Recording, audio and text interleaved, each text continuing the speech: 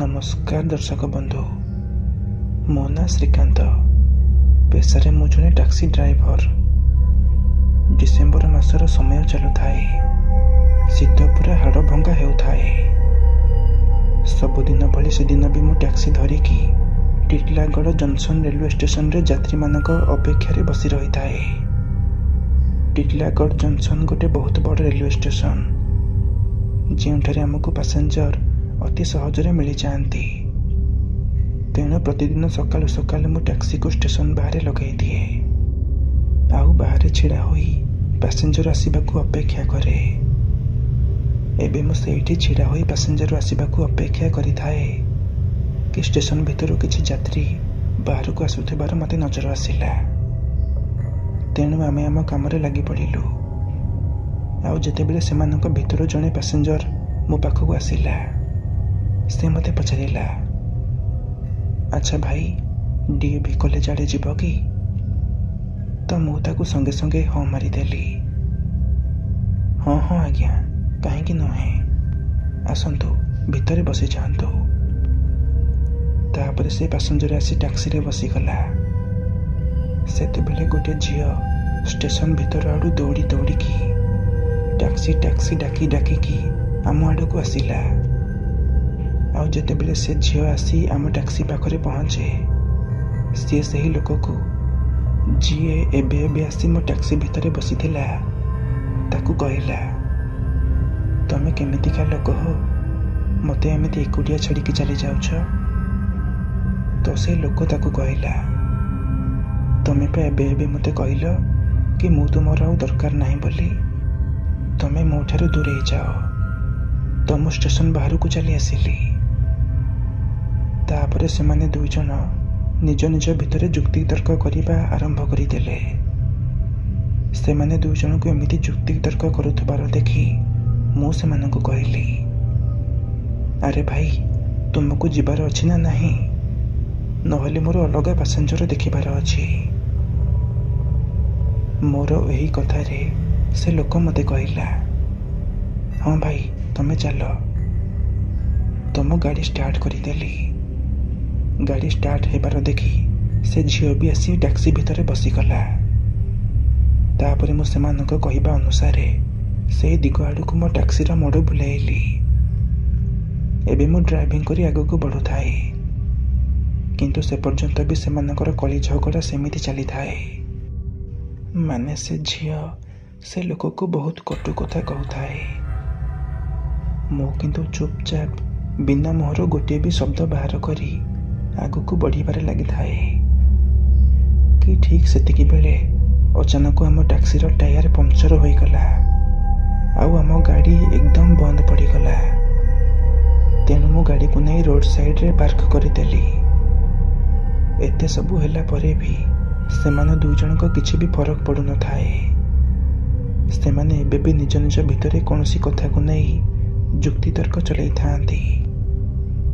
ସେମାନେ ଦୁଇ ଜଣଙ୍କୁ ଏମିତି ଗାଳି ଗୁଲଜ କରୁଥିବାର ଦେଖି ମୁଁ ମନେ ମନେ ଭାବୁଥାଏ, ଆଜି ମୁଁ ସକାଳେ କାହା ମୁହଁ ଚାହିଁ ବାହାରିଥିଲି କେଜାଣି?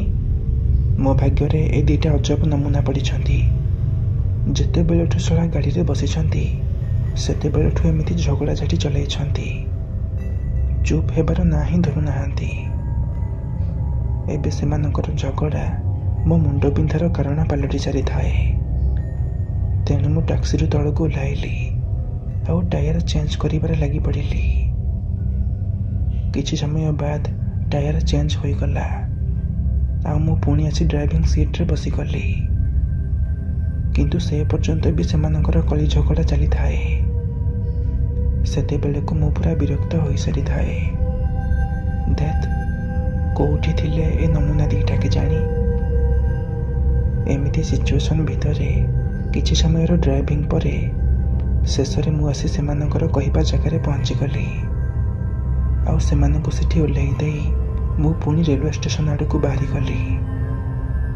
ବିଶ୍ୱାସ କରନ୍ତୁ, ସେମାନେ ଦୁଇ ଜଣ ଟ୍ୟାକ୍ସିରେ ଓହ୍ଲାଇବା ପରେ ମୋତେ ଯେମିତି ପୁରା ରିଲାକ୍ସ ଲାଗିଲା। ହେଲେ ସେତେବେଳକୁ ଦିନ ସରି ରାତି ଆସିସାରିଥାଏ। କିନ୍ତୁ ସେ ପର୍ଯ୍ୟନ୍ତ ବି ମୋତେ ସେମିତି ସାଟିସ୍ଫାଏ ଲାଗିଲା ଭଳି ଭଡ଼ା ଗୋଟେ ମିଳିନଥାଏ। ଆଉ ସେ ଦୁଇ ନମୁନାଙ୍କ ଯୁକ୍ତିତର୍କ ଭିତରେ ମୋ ମୁଣ୍ଡ ପୁରା ଫାଟି ପଡ଼ୁଥାଏ। ତେଣୁ ମୁଁ ଦ୍ୱିତୀୟବାର ପୁଣି ଥରେ ଟ୍ୟାକ୍ସିକୁ ଷ୍ଟେସନ ବାହାରେ ଲଗାଇ ଦେଇ ପାସେଞ୍ଜର ଅପେକ୍ଷାରେ ଜଗି ରହିଥାଏ କି ଠିକ୍ ସେତିକି ବେଳେ ଜଣେ ଖାକି ପୋଷାକ ପିନ୍ଧା ପୋଲିସ ଇନ୍ସପେକ୍ଟର ଚାଲି ଚାଲି ମୋ ପାଖକୁ ଆସିଲା ଆଉ ତାକୁ ଉଦୟପୁରରେ ଛାଡ଼ିଦେବା ପାଇଁ କହିଲା। ମୁଁ ତାକୁ ଗାଡ଼ିରେ ବସନ୍ତୁ ବୋଲି କହିଲି ଆଉ ସେ ପୋଲିସ ବାଲା ଟ୍ୟାକ୍ସିରେ ବସିବା ପରେ ମୁଁ ଟ୍ୟାକ୍ସି ଷ୍ଟାର୍ଟ କରି ଆଗକୁ ବଢ଼ିଗଲି। ସେତେବେଳକୁ ଶୀତ ସକାଶେ ରାସ୍ତା ପୁରା କୁହୁଡ଼ିମୟ ହୋଇଯାଇଥାଏ। ରାସ୍ତା ଦୂର ଦୂର ପର୍ଯ୍ୟନ୍ତ ଏତେ ଭଲ ଭାବରେ ନଜର ବି ଆସୁନଥାଏ। ତେଣୁ ଗାଡ଼ିକୁ ଆଗକୁ ନେବାରେ ମୋତେ ଟିକେ ଅସୁବିଧା ହେଉଥାଏ। କିନ୍ତୁ ଯେମିତି ସେମିତି କରି ମୁଁ ସେ ଇନ୍ସପେକ୍ଟରକୁ ତା ଜାଗା ମୁଣ୍ଡରେ ନେଇ ପହଞ୍ଚାଇ ଦେଲି। ଏବେ ମୁଁ ଘରକୁ ଫେରୁଥାଏ ଆଉ ଧୀରେ ଧୀରେ ରାତି ବଢ଼ିବା ସହ କୁହୁଡ଼ିର ପରିମାଣ ମଧ୍ୟ ବଢ଼ିବାରେ ଲାଗିଥାଏ, ଯାହା ଫଳରେ ଦୂର ଦୂର ପର୍ଯ୍ୟନ୍ତ ରାସ୍ତାର ନକ୍ସା ହିଁ ବୁଝା ପଡ଼ୁନଥାଏ। ତେଣୁ ଗାଡ଼ିର ସ୍ପିଡକୁ କମ୍ କରି ମୁଁ ଧୀରେ ଧୀରେ ମୋ ଘର ଆଡ଼କୁ ଆସିବାରେ ଲାଗିଥାଏ। ସେତେବେଳେ ମୋ ନଜର ସେ ରାସ୍ତା କଡ଼ରେ ଛିଡ଼ା ହୋଇଥିବା ଗୋଟେ ବୁଢ଼ା ଲୋକ ଉପରେ ପଡ଼ିଲା, ଯିଏକି ହାତରେ ଗୋଟେ ବଙ୍କୁଲି ବାଡ଼ି ଓ କାନ୍ଧରେ ଗୋଟେ ଗାମୁଛା ପକାଇ ଛିଡ଼ା ହୋଇଥାଏ ଆଉ ହାତ ଇସାରା କରି ମୋତେ ଟ୍ୟାକ୍ସି ଅଟକାଇବା ପାଇଁ କହୁଥାଏ। ସେ ବୁଢ଼ା ଲୋକକୁ ଏମିତି ଶୀତ ରାତିରେ ରାସ୍ତା କଡ଼ରେ ଛିଡ଼ା ହୋଇଥିବାର ଦେଖି ମୁଁ ମୋ ଟ୍ୟାକ୍ସିକୁ ନେଇ ତା କଡ଼ରେ ଅଟକାଇ ଦେଲି ଆଉ ତାକୁ ପଚାରିଲି, ମଉସା କେଉଁଠାକୁ ଯିବ? ତ ସେ ବୁଢ଼ା ମୋତେ କହିଲା, ପୁଅ ମୋତେ ଟିଟିଲାଗଡ଼ ଟାଉନ ପାଖରେ ଟିକେ ଛାଡ଼ିଦେବୁ, ସେଇଠି ପାଖ ବସ୍ତିରେ ମୋ ଘର। ତାପରେ ମୁଁ ସେ ବୁଢ଼ାକୁ କହିଲି, ହଉ ମଉସା ଆସ ଗାଡ଼ିରେ ବସ। ସେ ବୁଢ଼ା ମଉସାର ଘର ମୋ ଘରକୁ ଯିବା ବାଟରେ ପଡ଼ୁଥାଏ, ତ ମୁଁ ତାକୁ ମୋ ଗାଡ଼ିରେ ବସେଇ ଦେଲି। ତାପରେ ଆମେ ଦୁଇ ଜଣ ଆମ ଘର ଆଡ଼କୁ ବାହାରିଗଲୁ। କିଛି ବାଟ ଆଗକୁ ଯିବା ପରେ ହଠାତ୍ ମୋ ନଜର ଗାଡ଼ିରେ ଲାଗିଥିବା ମିରର ଉପରେ ପଡ଼ିଲା। ତ ମିରରର ସେ ଦୃଶ୍ୟ ମୋତେ ଆଶ୍ଚର୍ଯ୍ୟ କରିଦେଲା, କାରଣ ପଛ ପାଖରେ ବସିଥିବା ସେ ବୁଢ଼ା ମଉସା ମୋତେ ଏକ ଅଜବ ଢଙ୍ଗରେ ବଡ଼ ବଡ଼ ଆଖି କରି ଏକ ଲୟରେ ଚାହିଁ ରହିଥାଏ। ସେ ବୁଢ଼ା ଲୋକକୁ ମୋତେ ଏମିତି ଚାହୁଁଥିବାର ଦେଖି ମୁଁ ତାକୁ ପଚାରିଲି, କ'ଣ ହେଲା ମଉସା, ମୋ ଠାରୁ କିଛି ଦରକାର ଅଛି କି? କହୁନ, ଏମିତି ଦେଖୁଛ କାହିଁକି? ମୋର ଏହି ପ୍ରଶ୍ନରେ ସେ ବୁଢ଼ା ଲୋକ କିଛି ବି ପ୍ରତି ଉତ୍ତର ଦେଲା ନାହିଁ, କିନ୍ତୁ ସେମିତି ସେ ମୋ ଆଡ଼େ କଟମଟ କରି ଗୋଟେ ଲୟରେ ଚାହିଁ ରହିଥାଏ। ଏହା ଦେଖି ମୋତେ ବହୁତ ଅଜବ ଲାଗୁଥାଏ ଓ ବାରମ୍ବାର ମୋ ନଜର ସେ ମିରର ଉପରେ ପଡ଼ୁଥାଏ। ମୁଁ ବୁଝିପାରୁନଥାଏ କାହିଁକି ଏ ମଉସା ମୋତେ ଏମିତି କଟମଟ କରିକି ଚାହିଁ ରହିଛନ୍ତି। ମୁଁ ଏହି କଥା ମନରେ ଭାବୁଥାଏ କି ଠିକ୍ ମୋ ଗାଡ଼ି ସାମ୍ନାରେ ଆଉ ଏକ ଲୋକ ମୋତେ ଗାଡ଼ି ରଖିବା ପାଇଁ ହାତ ଇସାରା କରୁଥାଏ। ଆଉ ଯେତେବେଳେ ମୁଁ ସେ ଲୋକ ପାଖକୁ ଯାଇ ମୋ ଗାଡ଼ିର ବ୍ରେକ୍ ଦିଏ ତ ଗାଡ଼ି ବାହାରେ ମୋର ଗୋଟେ ପୁରୁଣା ସାଙ୍ଗ ଘନଶ୍ୟାମ ତା ସ୍ତ୍ରୀକୁ ନେଇ ଛିଡ଼ା ହୋଇଥାଏ। ତ ମୁଁ ତାକୁ କହିଲି, ଆରେ ଘନଶ୍ୟାମ, ତୁ କ'ଣ ହୋଇଛି ତୋର? ତୁ ଏତେ ରାତିରେ ଏଠି କାହିଁକି ଛିଡ଼ା ହୋଇଛୁ? ତ ଘନଶ୍ୟାମ ମୋତେ କହିଲା, ଆରେ ସାଙ୍ଗ ଦେଖୁନୁ, ବାଇକ୍ଟା ଅଧା ରାସ୍ତାରେ ବନ୍ଦ ପଡ଼ିଗଲା ଆଉ ଯେତେ ଚେଷ୍ଟା କଲେ ବି ଜମାରୁ ଷ୍ଟାର୍ଟ ହିଁ ହେଉନି। ମୋତେ ଲାଗୁଛି ବୋଧେ ପେଟ୍ରୋଲ ସରିଯାଇଛି। ଏହା ଶୁଣି ମୁଁ ଘନଶ୍ୟାମକୁ କହିଲି, ହଉ ଛାଡ଼ ସେ ବାଇକ୍କୁ, ମୋ ଗାଡ଼ିରେ ବସିଯା, ମୁଁ ତୋତେ ନେଇ ତୋ ଘରେ ଛାଡ଼ିଦେବି। ଏହା କହି ଯେତେବେଳେ ମୁଁ ପଛକୁ ବୁଲିକି ଚାହେଁ ତ ପଛ ପାଖର ସେ ଦୃଶ୍ୟ ମୋ ହୋସ୍ ଉଡ଼େଇ ଦେଲା। ପଛ ପାଖ ସିଟ୍ରେ ଏବେ ସେ ବୁଢ଼ା ଲୋକ ଆଉ ନଥାଏ, କୁଆଡ଼େ ଗାୟବ ହୋଇସାରିଥାଏ। ଏହା ଦେଖି ମୋତେ କିଛି ବୁଝା ପଡ଼ୁନଥାଏ କି ସତରେ ସେ ଲୋକ କିଛି ବି ନ କହି କୁଆଡ଼େ ଏମିତି ଚାଲିଗଲା। ଏହା ମୁଁ ମୋ ମନରେ ଭାବୁଥାଏ କି ସେତେବେଳେ ଘନଶ୍ୟାମ ମୋତେ କହିଲା, ଆରେ କ'ଣ ହେଲା, ତୁ ଏମିତି ପଛକୁ କାହିଁକି ଚାହିଁଛୁ? ଘନଶ୍ୟାମର ଏହି କଥାରେ ପଛ ପାଖରୁ ମୋ ଧ୍ୟାନ ହଟିଗଲା ଆଉ ମୁଁ ତାକୁ ମୋ ଗାଡ଼ିରେ ବସିବା ପାଇଁ କହିଲି। ଘନଶ୍ୟାମ ଟ୍ୟାକ୍ସିରେ ବସିବା ପରେ ମୁଁ ତାକୁ କିଛି ସମୟ ପୂର୍ବରୁ ମୋ ସହ ଘଟିଥିବା ସେ ସବୁ ଘଟଣା ଗୋଟି ଗୋଟି କରି କହିଲି। ମୋ ଠାରୁ ସବୁ କଥା ଶୁଣି ସାରିବା ପରେ ଘନଶ୍ୟାମ ମୋତେ କହିଲା, ଜାଣିଛୁ, ତୁ ଯେତେବେଳଠୁ ଗାଡ଼ି ଅଟକାଇଲୁଣି ସେତେବେଳଠୁ ମୁଁ ତ ଟ୍ୟାକ୍ସିରେ କି ଆଖପାଖରେ କୌଣସି ବୁଢ଼ା ଲୋକକୁ ଦେଖିନି। ଆଉ ତୁ କୋଉ ବୁଢ଼ା ଲୋକ କଥା କହୁଛୁ? ଘନଶ୍ୟାମର ଏଇ କଥା ମୋର ତ ପୁରା ହୋସ୍ ଉଡ଼େଇ ଦେଲା। ମୁଁ ମୋ ନିଜ ଆଖିକୁ ବିଶ୍ୱାସ ହିଁ କରିପାରୁନଥାଏ କି କିଛି ସମୟ ପୂର୍ବରୁ ମୁଁ ନିଜେ ଯେଉଁ ବୁଢ଼ା ଲୋକକୁ ମୋ ଟ୍ୟାକ୍ସିରେ ବସେଇଥିଲି ସେ ଅଚାନକ ଏମିତି କୁଆଡ଼େ ଚାଲିଗଲା। ଏସବୁ ଦେଖି ଭୂତ ପିଶାଚକୁ ନେଇ ମୋ ମନରେ ଥିବା ସେ ଅନ୍ଧବିଶ୍ୱାସ ଧୀରେ ଧୀରେ ବାସ୍ତବରେ ପରିବର୍ତ୍ତନ ହେବାକୁ ଲାଗୁଥାଏ। ମୁଁ ବୁଝିପାରୁଥାଏ ସେ ଲୋକ କୌଣସି ସାଧାରଣ ମଣିଷ ନଥିଲା, ବରଂ ଗୋଟିଏ ପ୍ରେତାତ୍ମା ଥିଲା। ନହେଲେ ସେ ଅଚାନକ ଏମିତି କୁଆଡ଼େ ଚାଲିଗଲା? ବୋଧେ ସେଇଥିପାଇଁ ସେ ମୋତେ ଏମିତି କଟମଟ ଆଖିରେ ଚାହୁଁଥିଲା। ମୁଁ ଏସବୁ କଥା ମୋ ଡ୍ରାଇଭିଂ ସିଟ୍ରେ ବସି ମନେ ମନେ ଭାବୁଥାଏ କି ସେତେବେଳେ ଘନଶ୍ୟାମ ଓ ତା ସ୍ତ୍ରୀ ଆସି ମୋ ଟ୍ୟାକ୍ସିରେ ବସିଗଲେ। ସେମାନେ ବସିବା ପରେ ମୁଁ ପୁଣି ଆଗକୁ ବଢ଼ିଗଲି। ଏବେ ଆମେ କିଛି ଦୂର ଆଗକୁ ଯାଇଥାଉ କି ମୋ ନଜର ପୁଣି ସେହି ବୁଢ଼ା ଲୋକ ଉପରେ ପଡ଼ିଲା, ଯିଏକି ଏବେ କିଛି ସମୟ ପୂର୍ବରୁ ମୋ ଟ୍ୟାକ୍ସିରେ ବସିଥିଲା। ଏବେ ସେ ରାସ୍ତାର ଡାହାଣ ପାଖରେ ଛିଡ଼ା ହୋଇ ମୋତେ ପୁଣି ଲିଫ୍ଟ ମାଗୁଥାଏ।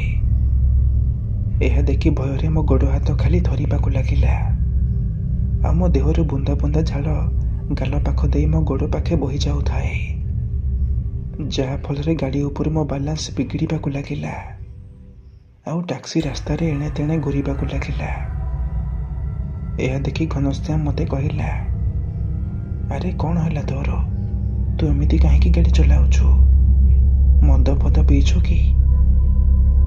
ଘନଶ୍ୟାମର ଏହି ପ୍ରଶ୍ନରେ ମୋ ପାଖରେ ଉତ୍ତର ହିଁ ନଥାଏ, କାରଣ ଡର ସେତେବେଳକୁ ମୋତେ ତା କବ୍ଜାକୁ ନେଇ ସାରିଥାଏ। ତେଣୁ ହାତ ଇସାରା କରି ମୁଁ ତାକୁ ସାମ୍ନା ଆଡ଼କୁ ଦେଖିବା ପାଇଁ କୁହେ। ଆଉ ଯେତେବେଳେ ଘନଶ୍ୟାମ ସାମ୍ନା ଆଡ଼େ ଦେଖେ ତ ସେ ବୁଢ଼ା ଲୋକ ଆଉ ରାସ୍ତା କଡ଼ରେ ନଥାଏ, ପୁଣି କୁଆଡ଼େ ଗାୟବ ହୋଇସାରିଥାଏ।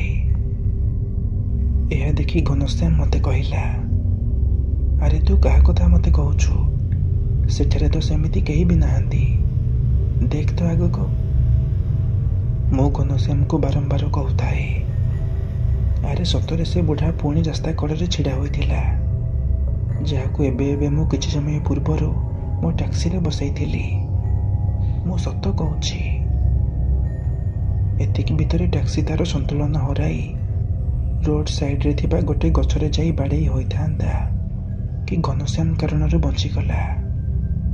ସେ ସମୟ ପୂର୍ବରୁ ଟ୍ୟାକ୍ସିର ଡିରେକ୍ସନ୍ ଚେଞ୍ଜ କରିଦେଲା। ଟ୍ୟାକ୍ସି ଅଟକିବା ପରେ ଆମେ 3 ଜଣ ଯାକ ଗୋଟେ ଗମ୍ଭୀର ନିଶ୍ୱାସ ମାରିଲୁ, କାରଣ ଗୋଟେ ବଡ଼ ଅଘଟଣ ଘଟୁ ଘଟୁ ଆଜି ଆମେ ବଞ୍ଚିଗଲୁ।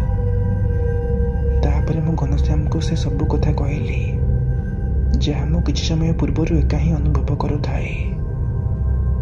ମୋର ଏହି କଥାରେ ଘନଶ୍ୟାମ ମୋତେ କହିଲା, ଆରେ ମୁଁ ତୋ କଥା ବୁଝିପାରୁଛି, ମୁଁ କହୁନି କି ତୁ ମୋତେ ମିଛ କହୁଛୁ, କିନ୍ତୁ ସେତେବେଳଠୁ ଏପର୍ଯ୍ୟନ୍ତ ଯେତେବେଳଠୁ ମୁଁ ତ ଗାଡ଼ିରେ ବସିଛି ମୁଁ ସେମିତି କୌଣସି ବି ବୁଢ଼ା ଲୋକକୁ ଆଖପାଖରେ ଦେଖିନି।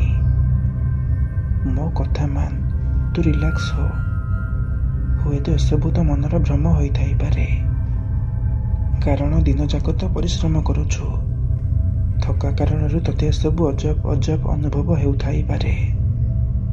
ଚାଲ ତୁ ଏବେ ସାଇଡ୍ରେ ବସ୍ ଆଉ ମୋତେ ଡ୍ରାଇଭିଂ କରିବାକୁ ଦେ। ଏବେ ଘନଶ୍ୟାମ ଟ୍ୟାକ୍ସି ଡ୍ରାଇଭିଂ କରୁଥାଏ କି ମୋ ନଜର ଟ୍ୟାକ୍ସିରେ ଲାଗିଥିବା ସାଇଡ୍ ମିରର ଉପରେ ପଡ଼ିଲା। ତ ସାଇଡ୍ ମିରରରେ ଯେଉଁ ସବୁ ଦୃଶ୍ୟ ମୁଁ ମୋ ଆଖି ସାମ୍ନାରେ ଦେଖିଲି ତାହା ଦେଖି ମାନ ମୋ ଦେହରେ ପ୍ରତ୍ୟେକଟି ରୁମ ଯେମିତି ଟାଙ୍କୁରି ହୋଇ ଉଠିଲା, କାରଣ ସାଇଡ୍ ମିରରରେ ମୁଁ ପୁରା ସ୍ପଷ୍ଟ ଭାବରେ ଦେଖିପାରୁଥାଏ କି ଏବେ ବି ସେ ବୁଢ଼ା ଲୋକ ଆମ ଟ୍ୟାକ୍ସିର ପଛ ସିଟ୍ରେ ଘନଶ୍ୟାମର ସ୍ତ୍ରୀ ପାଖରେ ବସିଥାଏ। ଏହା ଦେଖି ପୁଣି ଥରେ ମୋ ପାଟିରୁ ଆବାଜ ବାହାରିବା ବନ୍ଦ ହୋଇଗଲା, କାରଣ ଏବେ ସେ ବୁଢ଼ା ଲୋକ ପୂର୍ବଠାରୁ ଆହୁରି ଭୟାନକ ଦେଖାଯାଉଥାଏ। ଆଉ ସେ ଗୋଟେ ଲୟରେ କଟମଟ ଆଖି କରି ମୋ ଆଡ଼େ ହିଁ ଚାହିଁ ରହିଥାଏ। ତେଣୁ ମୁଁ ଧୀର ହାତରେ ଘନଶ୍ୟାମକୁ ଚିମୁଟି ଦେଲି ଆଉ ପଛକୁ ବୁଲି ଦେଖିବା ପାଇଁ ଇସାରା କଲି। ଘନଶ୍ୟାମ ବି ସବୁଥର ଭଳି ଏଥର ମଧ୍ୟ ଯେତେବେଳେ ପଛକୁ ବୁଲିକି ଚାହେଁ ତ ପଛ ପାଖରେ ସେମିତି କେହି ବି ନଥାନ୍ତି। ଏକା ତା ସ୍ତ୍ରୀ ମୁଣ୍ଡରେ ଓଢ଼ଣା ଦେଇ ପଛ ପାଖରେ ଚୁପଚାପ ହୋଇ ବସିଥାଏ। କିନ୍ତୁ ଏବେ ବି ମୋ ନଜର ସେଇ ମିରର ଉପରେ ଥାଏ, ଯେଉଁଥିରେ ମୋତେ ସ୍ପଷ୍ଟ ଭାବରେ ଏବେ ବି ସେ ବୁଢ଼ା ଲୋକ ପଛ ସିଟ୍ରେ ବସିଥିବାର ନଜର ଆସୁଥାଏ। ପରନ୍ତୁ ଘନଶ୍ୟାମକୁ ସେମିତି କିଛି ବି ନଜର ଆସୁନଥାଏ। ତେଣୁ ମୁଁ ପଛକୁ ବୁଲିକି ଚାହିଁଲି ତ ସତକୁ ସତ ପଛ ସିଟ୍ରେ ସେମିତି କେହି ବି ନଥାନ୍ତି। କିନ୍ତୁ ଯେତେବେଳେ ମୁଁ ମିରରକୁ ଦେଖେ ତ ସେତେବେଳେ ସେ ବୁଢ଼ା ମୋତେ ପଛ ସିଟ୍ରେ ବସିଥିବାର ନଜର ଆସେ। ଆଉ ଯେତେବେଳେ ମୁଁ ପଛକୁ ବୁଲିକି ଦେଖେ ତ ସେ ବୁଢ଼ା ମୋ ଆଖି ସାମ୍ନାରୁ କୁଆଡ଼େ ଗାୟବ ହୋଇଯାଏ। ମୁଁ ବାରମ୍ବାର ସେ ମିରର ଉପରେ ସେ ବୁଢ଼ାକୁ ଦେଖିବାକୁ ପାଉଥାଏ, କିନ୍ତୁ ପଛକୁ ବୁଲି ଦେଖିଲା ବେଳକୁ ଆଉ ସେମିତି କେହି ବି ନଥାନ୍ତି। ଏସବୁ ମୋତେ ପୁରା ଆଶ୍ଚର୍ଯ୍ୟ କରିଦେଉଥାଏ କି ଭଲା ଇଏ କେମିତି ସମ୍ଭବ। ତ ମୁଁ ଘନଶ୍ୟାମକୁ କହିଲି, ଭାଇ ତୁ ଯେତେ ଜଲ୍ଦି ହେବ ଏଠୁ ଗାଡ଼ି ଆଗକୁ ନେ। ମୋତେ ଲାଗୁଛି ସେ ବୁଢ଼ା ପୁରା ଆମ ପଛରେ ପଡ଼ିଯାଇଛି। ଆମର ସେ କିଛି କ୍ଷତି କଲା ପରେ ହିଁ ଥୟ ହେବ। ମୁଁ ଏହି କଥା ଘନଶ୍ୟାମକୁ କହୁଥାଏ କି ଅଚାନକ ସେ ବୁଢ଼ା ଆମ ଟ୍ୟାକ୍ସି ସାମ୍ନାକୁ ଆସିଗଲା। ଆଉ ତାର ସେ ଭୟାନକ ରୂପ ଦେଖି ଘନଶ୍ୟାମର ଟ୍ୟାକ୍ସି ଉପରୁ ବାଲାନ୍ସ ବିଗିଡ଼ିଗଲା, ଯାହାଫଳରେ ଆମ ଟ୍ୟାକ୍ସି ଗୋଟେ ବଡ଼ ଗଛରେ ଯାଇ ବାଡ଼େଇ ହୋଇଗଲା। ଆଉ ଘଟଣାସ୍ଥଳରେ ହିଁ ଆମ ଆଖି ଆଗରେ ଅନ୍ଧକାର ମାଡ଼ି ଆସିଲା। କିନ୍ତୁ କିଛି ସମୟ ପରେ ଯେତେବେଳେ ମୋର ଅଟୋମେଟିକ୍ ହୋସ୍ ଆସେ ଆଉ ମୁଁ ଆଖି ଖୋଲି ବାହାରକୁ ଦେଖେ ତ ମୋ ମୁଣ୍ଡରୁ ଧାର ଧାର ରକ୍ତ ବାହାରୁଥାଏ ଆଉ ମୋ ଗୋଡ଼ ହାତରେ ବି ଗଭୀର ଆଘାତ ଲାଗିଥାଏ, ଯାହାଫଳରେ ମୋ ଆଖିକୁ ସବୁକିଛି ଝାପ୍ସା ନଜର ଆସୁଥାଏ। ଆଉ ଯେତେବେଳେ ମୁଁ ନଜର ବୁଲାଇ ଟ୍ୟାକ୍ସିର ଡ୍ରାଇଭିଂ ସିଟ୍ ଆଡ଼େ ଦେଖେ ତ ସେତେବେଳେ ଆଉ ଟ୍ୟାକ୍ସିରେ ନା ଘନଶ୍ୟାମ ଥାଏ ନା ତା ସ୍ତ୍ରୀ ଥାଏ। ଏହା ଦେଖି ତ ମୋର ହୋସ୍ ହିଁ ଉଡ଼ିଗଲା କି ସତରେ ସେ ଦୁଇଜଣ ମୋତେ ଏମିତି ଗାଡ଼ି ଭିତରେ ଛାଡ଼ି ଦେଇକି କୁଆଡ଼େ ଚାଲିଗଲେ। ତାପରେ ମୁଁ ଭାବିଲି ଆଉ ସେ ବୁଢ଼ା ତା ସହ ଏମାନଙ୍କୁ ଉଠାଇ ନେଇ ଚାଲିଯାଇନି ତ। ଏବେ ମୁଁ ମୋ ମୁଣ୍ଡରେ ହାତ ଦେଇ ସେଇ ସିଟ୍ ଉପରେ ବସି ଏହିସବୁ କଥା ଭାବୁଥାଏ କି ସେତେବେଳେ ସେ ବୁଢ଼ା ମୋତେ ଝରକା ସାଇଡ଼ରୁ ମୋ ଆଡ଼େ ଆସୁଥିବାର ନଜର ଆସେ। ଏହା ଦେଖି ଭୟରେ ମୋ ହାର୍ଟ ବିଟ୍ ବଢ଼ିବାକୁ ଲାଗିଲା, ଯାହାଫଳରେ ମୋ ନିଶ୍ୱାସ ଫୁଲିବାକୁ ଲାଗିଲା ଆଉ ମୋତେ ଯେମିତି ଅଣନିଶ୍ୱାସୀ ଟାଇପ୍ର ମନେ ହେଲା। ମୁଁ ବୁଝିପାରୁନଥାଏ ଏବେ ମୁଁ କରିବି କ'ଣ, କେମିତି ଏ ପ୍ରେତ କବଳରୁ ମୁଁ ମୋ ନିଜକୁ ବଞ୍ଚାଇବି। ତାପରେ ମୁଁ ଜୀବନ ବିକଳରେ ଟ୍ୟାକ୍ସିର ଡୋର ଭାଙ୍ଗି ଧୀରେକି ବାହାରକୁ ଚାଲି ଆସିଲି ଆଉ ଦୂରରେ ଥିବା ଗୋଟେ ଗଛ ମୂଳରେ ଯାଇ ଲୁଚିଗଲି। ସେ ଗଛର ପଛ ପାଖରେ ଛିଡ଼ା ହୋଇ ମୁଁ ସେ ବୁଢ଼ାକୁ ଦେଖୁଥାଏ, ଯିଏକି ମୋତେ ଟ୍ୟାକ୍ସି ଭିତରେ ନ ପାଇ ଏପାଖ ସେପାଖ ଖାଲି ଖୋଜି ବୁଲୁଥାଏ। କିନ୍ତୁ ସେତେବେଳେ ଏମିତି ଗୋଟେ ଘଟଣା ମୋ ବାକି ଥିବା ବିଶ୍ୱାସକୁ ବି ଭାଙ୍ଗିକି ଚୁରମାର କରିଦେଲା। ମୁଁ ଭାବୁଥାଏ କି ଘନଶ୍ୟାମ ଓ ତା ସ୍ତ୍ରୀ ଠିକ୍ ଥିବେ, କିନ୍ତୁ ମୋ ଆଖି ଆଗରେ ଯେଉଁ ସବୁ ଦୃଶ୍ୟ ପରିଲକ୍ଷିତ ହେଉଥାଏ ତାହା ମୋତେ ବାସ୍ତବିକ ରୂପଠାରୁ ବହୁତ ଦୂରକୁ ଟାଣି ନେଉଥାଏ। କାରଣ ଘନଶ୍ୟାମ ଓ ତା ସ୍ତ୍ରୀ ଆଉ ପୂର୍ବ ଭଳି ସାମାନ୍ୟ ନଥାନ୍ତି, ବରଂ ସେ ବି ସେ ବୁଢ଼ା ଭଳି ଭୟାନକ ଓ ଅଜବ ରୂପ ଧାରଣ କରିସାରିଥାନ୍ତି। ସେମାନେ ବି ଠିକ୍ ସେଇ ବୁଢ଼ା ଲୋକ ଭଳି ମୋତେ ମାରିବା ଚକ୍କରରେ ତନ ତନ କରି ଖୋଜିବାରେ ଲାଗିଥାନ୍ତି। କିନ୍ତୁ ଯେତେବେଳେ ମୋତେ ବହୁତ ସମୟ ଖୋଜିବା ପରେ ବି ସେଠି ସେମାନେ ପାଇଲେ ନାହିଁ, ସେତେବେଳେ ସେମାନେ ଚାଲିଗଲେ। ସେମାନଙ୍କୁ ସେଠୁ ଚାଲିଯିବାର ଦେଖି ମୁଁ ଟିକେ ଆଶ୍ୱସ୍ତି ନେଲି, କିନ୍ତୁ ତଥାପି ମୋର ସାହସ ହେଉନଥାଏ ସେ ଗଛ ପଛ ପାଖରୁ ବାହାରିବା ପାଇଁ। ତେଣୁ ପାଖାପାଖି ପ୍ରାୟ 20 ମିନିଟ୍ ପର୍ଯ୍ୟନ୍ତ ମୁଁ ସେମିତି ସେଇ ଅନ୍ଧାର ଭିତରେ ସେ ଗଛ ପଛ ପାଖରେ ଲୁଚି ରହିଲି। ତାପରେ ଯେତେବେଳେ ମୋତେ ଲାଗିଲା କି ପରିସ୍ଥିତି ଏବେ ସାମାନ୍ୟ ହୋଇଗଲା, ସେତେବେଳେ ମୁଁ ଡରି ମରିକି ବାହାରକୁ ବାହାରିଲି ଆଉ ରୋଡ଼ ଉପରକୁ ସାହାଯ୍ୟ ପାଇଁ ବାହାରିଲି। ସେତେବେଳେ ବିଶ୍ୱାସ କରନ୍ତୁ, ଭଗବାନଙ୍କ ବରଦାନ ସଦୃଶ ଦୂରରୁ ଗୋଟିଏ ଟ୍ରକ୍ ମୋ ଆଡ଼େ ଆସୁଥିବାର ମୋତେ ନଜର ଆସିଲା। ତେଣୁ ମୁଁ ସାହାଯ୍ୟ ପାଇଁ ପୁରା ରୋଡ଼ ମଝିରେ ଛିଡ଼ା ହୋଇଗଲି। ଏତେ ରାତିରେ ରାସ୍ତା ମଝିରେ ଗୋଟିଏ ଲୋକକୁ ଦେଖି ସେ ଟ୍ରକ୍ ବାଲା ବି ସାହାଯ୍ୟ ପାଇଁ ଗାଡ଼ି ଅଟକାଇଲା। ଆଉ ଯେମିତି ସେ ଲୋକ ଟ୍ରକ୍ ଅଟକେଇଛି, ମୁଁ ସିଧା ଯାଇ ଟ୍ରକ୍ରେ ବସିଗଲି। ଆଉ ତାକୁ ଜଲ୍ଦି ସେଠାରୁ ଗାଡ଼ି ବାହାର କରିବା ପାଇଁ କହିଲି। ମୋ ଡରମର ବେହାଲ ଚେହେରା ଦେଖି ସେ ଡ୍ରାଇଭର ବି ଗାଡ଼ି ଆଗକୁ ନେବାରେ ଲାଗିଲା। ଆଉ ମୋତେ ଶାନ୍ତ କରିବା ପାଇଁ ଗୋଟିଏ ବୋତଲ ପାଣି ବି ଧରାଇ ଦେଲା। ତାପରେ ସେଠୁ ବହୁତ ଦୂରକୁ ଚାଲି ଆସିବା ପରେ ମୁଁ ତାକୁ ମୋ ସହ ଘଟିଥିବା ସେ ସବୁ ଘଟଣା ଗୋଟି ଗୋଟି କରି କହିଲି। ମୋ ଠାରୁ ସବୁ କଥା ଶୁଣି ସାରିବା ପରେ ସେ ଟ୍ରକ୍ ବାଲା ମୋତେ କହିଲା, ମୁଁ କେବଳ ତୁମଠାରୁ ନୁହେଁ ଭାଇ, ଏ କଥା ମୁଁ ବହୁତ ଲୋକଙ୍କ ଠାରୁ ଶୁଣିଛି। କୁହନ୍ତି କି ସେ ବୁଢ଼ା ଲୋକର ପ୍ରେତାତ୍ମା କାଳେ ଏ ରାସ୍ତାରେ ବହୁତ ଲୋକଙ୍କୁ ନଜର ଆସିଛି। ଆଉ ସେମାନଙ୍କ ଭିତରୁ ପ୍ରାୟ ଲୋକଙ୍କର ସେ ବୁଢ଼ା ଚକରରେ ଏମିତି ଆକ୍ସିଡେଣ୍ଟର ଶିକାର ହୋଇ ମୃତ୍ୟୁବରଣ ମଧ୍ୟ କରିଛନ୍ତି। କିନ୍ତୁ ମୁଁ ଦେଖୁଛି ତୁମର ଭାଗ୍ୟ ସେମାନଙ୍କ ଠାରୁ ବହୁତ ବଢ଼ିଆ। ନହେଲେ ଏତେ ବଡ଼ ଆକ୍ସିଡେଣ୍ଟ ହେବା ପରେ ବି ତମେ ଆଜି ଜୀବିତ ଅଛ। ତାପରେ ସେ ଟ୍ରକ୍ ବାଲା ମୋତେ ଆଣି ମୋ ଘର ପାଖରେ ଛାଡ଼ିଦେଲା। ଆଉ ମୁଁ ଘରକୁ ଚାଲି ଆସିଲି। ସେହି ଦିନଠାରୁ ଯଦିଓ ମୁଁ ପାସେଞ୍ଜର ଗାଡ଼ିକୁ ଉଠାଏ, କିନ୍ତୁ ବହୁତ କମ୍। କାରଣ ମନରେ ସେଦିନର ଘଟଣାକୁ ନେଇ ଏକ ପ୍ରକାର ଡର ଘର କରିସାରିଥାଏ। ଆଉ ମୋ ସହ କିଛି ଅଘଟଣ ଘଟିଯିବନି ତ। କିନ୍ତୁ ତା ପରଠାରୁ ମୋ ସହ ଏମିତି ଘଟଣା ଆଉ କେବେ ବି ଘଟିନି।